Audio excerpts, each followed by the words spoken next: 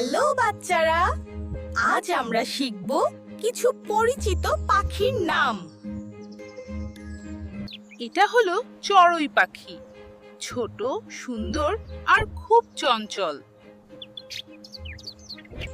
এটা কাক, কা কা শব্দ করে আর খুব বুদ্ধিমান পাখি। এটা টিয়া পাখি, সবুজ রঙের হয় এবং কথা নকল করতে পারে। এগুলো কবুতর, শান্ত স্বভাবের আর অনেক জায়গায় দেখা যায়। এটা ঈগল, এটা শক্তিশালী ও অনেক উঁচুতে উঠতে পারে।